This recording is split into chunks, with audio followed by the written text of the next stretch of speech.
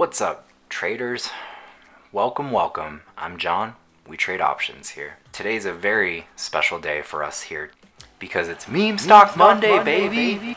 We're going to cover quite a few meme stock. You'll see them on the screen. We're going to be covering Corsair, Palantir, PLTR, and Pershing Square Tontine, PSTH.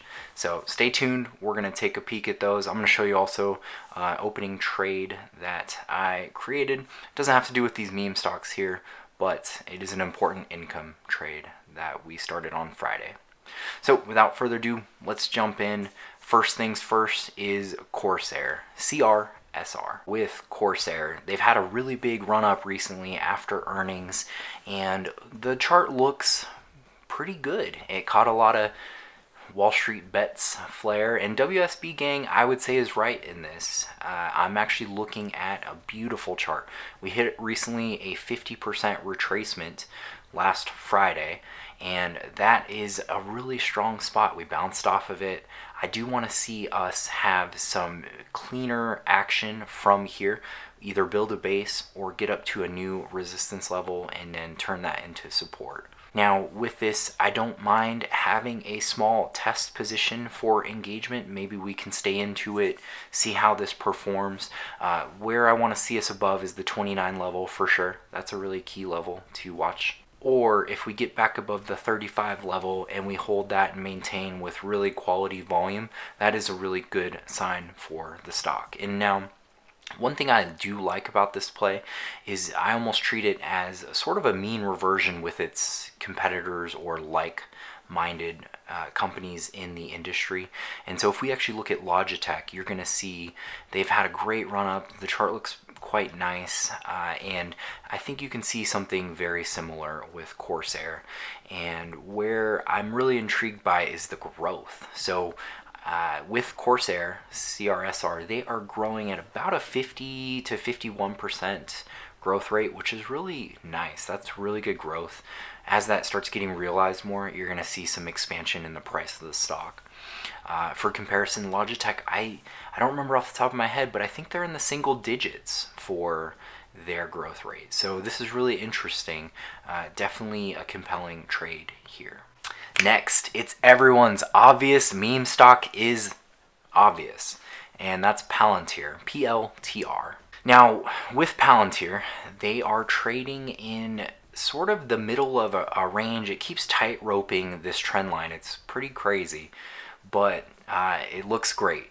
So in terms of that, as long as we maintain sort of this, no massive moves up or down, you can continue to see this reaching the previous highs and then probably shoot off. So we just need to see how that reaction goes in regards to Palantir.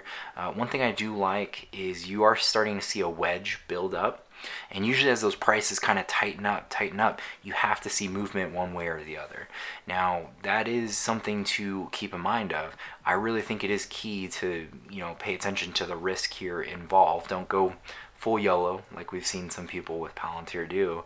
And unfortunately, if you make the wrong choice and you run out of time, that call or put might lose a lot of value. So, be aware of that. And that's why I'm always a big fan of test positions, or if you're someone who likes to collect theta gang style, that can be helpful too, but always mind your risk. That's the really most important thing here with a trade, especially a stock like Palantir.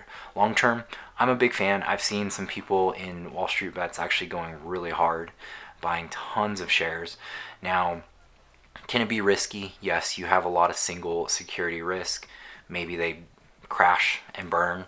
You have that risk with any stock always, but I do like the idea of a long-term hold here. So anyone who has put in a significant amount of capital towards this with maybe a 2-3 year timeline, that is probably a pretty good move. It's something I would certainly be interested in, but always keep in mind, look at the charts, see what we're working with. Now, for my portfolio, I'm looking at opening a position if we have any extreme moves to the upside or downside. Now, the way I'd think about this is, say we go much higher, maybe just shoot to previous highs, then I am likely to sell a call against my current shares or my share synthetic. So it's basically a poor man's covered call. I've done this before. It's lowered my cost basis.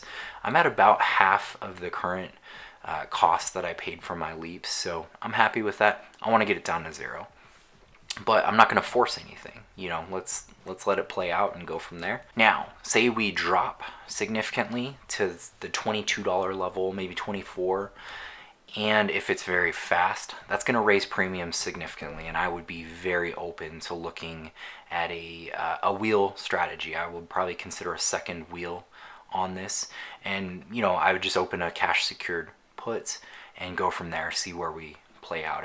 If the price drops lower, so be it. I'm happy to own the stock and go from there. But if it continues up, you know, I have exposure there that I'm willing to work with too. All right, number 3. Next up, we got Pershing Square Tontine, PSTH. And this one is probably a little bit more popular because of Bill Ackman. He is a very well-known hedge fund trader, activist trader, whatever you want to call it. But what I find very interesting here is that this chart has a similar idea and pattern to what I'm seeing with Palantir, where actually the pricing is tightening up. We're starting to see almost like a wedge, and from there, with the volume dropping, you know, just looking at this weekly chart, it looks beautiful. It's a big bar followed by a smaller one with lower volume. You know, everything is just looking perfect here. So I do actually like this chart as well. This is crazy. Now, in general, I actually have some concerns about the overall market. I'm worried is going to be with how the price action is looking in, say, the S&P 500. We're basically near or at all-time highs, and as we're getting there, it's such low volume. There's very little conviction. Basically, we're waiting on something. You know, you would think that with the vaccine news, we'd just be soaring to the moon, but I think Wall Street realizes that we actually need stimulus to really keep this party going, and we've got, for lack of a better word, a bunch of babies in the White House and in the Congress, in the Senate. I mean, these guys get paid no matter what, right? So they don't really care, basically, other than who's going to vote for me. And unfortunately, that sort of partisan gridlock is what's going to start creating more ripples. And unfortunately, we won't usually see a lot of movement until things get dire. So that's why I've been saying to keep your risk in check. And the VIX too has just been continually bouncing off support at that 20 level. You know, it's until we get lower than that 20, I'm going to be trading with just my toes in the water and being a little bit more careful there. So, you know, keep that in mind. Okay, and so next up is going to be positions. Open a new position in Nvidia on Friday, and I'm very bullish Nvidia. I'll explain why in a more in-depth video later. It really would take a long time to complete that, but the chart looks amazing. Higher highs, higher lows, and we actually are bouncing today, which looks great. So as you're seeing here, you know, I'm already collecting about a 25% return on this trade. Will likely close out sooner, but this options income trade, really great. I love it when it can turn around in a day, 2 days, 3 days, and then you can close out, redeploy that capital, and just kind of keep recycling those returns. Now, did actually close out on a Square trade recently. I have another video coming out probably tomorrow that you'll be able to see. It's kind of a little different. I like it. I'll have to know what you think. But this Nvidia trade looks great. Long term, very bullish Nvidia. I'm even looking at AMD too. So both those charts, keep them on your watch list, and we'll definitely chat about those in the future. And now it's time for your worst advice of the day. It wouldn't be Meme Stock Monday without your worst advice of the day. It looks like user abort_meme has said how to keep your Christmas lights on no matter what. Don't do that. That's really bad advice. But do like and subscribe, and hit that bell. We got more beautiful notifications coming your way with very smart trades, and we look at stock charts all the time. So thank you for watching. I appreciate it. Enjoy the rest of your Meme Stock Monday, and we'll see you for the rest of the week. Bye-bye.